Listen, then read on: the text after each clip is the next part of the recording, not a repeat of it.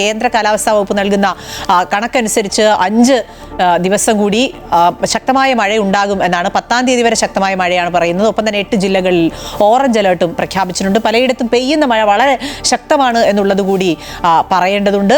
രേഷ്മ കോഴിക്കോട് നിന്നിന്റെ വിശദാംശങ്ങൾ നൽകും. രേഷ്മ, വടക്കൻ ജില്ലകളിലാണ് ഏറ്റവും അധികം മഴ എന്നാണ് കാലാവസ്ഥാ വകുപ്പ് നൽകുന്ന മുന്നറിയിപ്പ്. ഒപ്പം മത്സ്യബന്ധനത്തിനൊക്കെ വിലക്ക് ഏർപ്പെടുത്തിയിട്ടുണ്ടല്ലോ, ജാഗ്രതാ നിർദ്ദേശങ്ങളൊക്കെ നൽകിയിട്ടുണ്ടല്ലോ. വിവരങ്ങൾ. ശരിയാണ് അഖില. കോഴിക്കോട് ഉൾപ്പെടെ വടക്കൻ കേരളത്തിൽ കനത്ത മഴയാണ് പ്രവചിച്ചിരിക്കുന്നത്. ഓറഞ്ച് അലേർട്ടാണ് പ്രഖ്യാപിച്ചിരിക്കുന്നത്. ഇന്നു മുതൽ ജൂൺ 8 വരെ ഓറഞ്ച് അലേർട്ടാണ് ഈ ജില്ലകളിലൊക്കെ പ്രഖ്യാപിച്ചിരിക്കുന്നത്.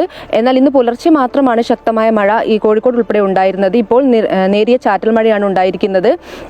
ഈ മഴയുടെ സാഹചര്യത്തിൽ മത്സ്യത്തൊഴിലാളികൾക്ക് ജാഗ്രതാ നിർദ്ദേശം നൽകിയിട്ടുണ്ട്. കടലിൽ ഇറങ്ങരുതെന്നും മത്സ്യബന്ധനത്തിന് ഇറങ്ങരുതെന്നുമെന്നാണ് ജാഗ്രതാ നിർദ്ദേശം നൽകിയിരിക്കുന്നത്.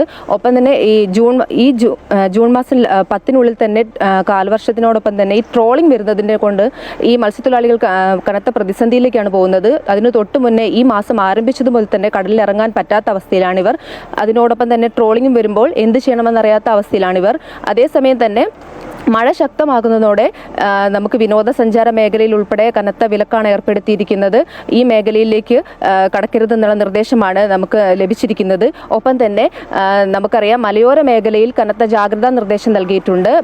നമുക്ക് പ്രളയ സാധ്യത ഉൾപ്പെടെയാണ് ഈ മേഖലയിൽ കഴിഞ്ഞ വർഷകാലങ്ങളിൽ ഉണ്ടായിരുന്നത്. അതുകൊണ്ട് തന്നെ വിലങ്ങാട് മേഖലയിൽ ഉൾപ്പെടെ ജാഗ്രതാ നിർദ്ദേശം. ശരി, രേഷ്മയാണ് കോഴിക്കോട് നിന്ന് വിശദാംശങ്ങൾ നൽകുന്നത്. ശക്തമായ മഴ പെയ്യുകയാണ്. മലയോര മേഖലകളിൽ ജാഗ്രതാ നിർദ്ദേശം നൽകിയിട്ടുണ്ട്. ജനങ്ങളോട് പറയാനുള്ളത്, കഴിഞ്ഞ വർഷങ്ങളിലൊക്കെ ഈ കാലവർഷം നമുക്ക് വലിയ വേദനകൾ സമ്മാനിച്ചിട്ടുണ്ട്. അതുകൊണ്ട് തന്നെ ജില്ലാ ഭരണകൂടം ഒപ്പം ദുരന്ത നിവാരണ അതോറിറ്റി ഒക്കെ നൽകുന്ന നിർദ്ദേശങ്ങൾ കൃത്യമായി പാലിക്കുക.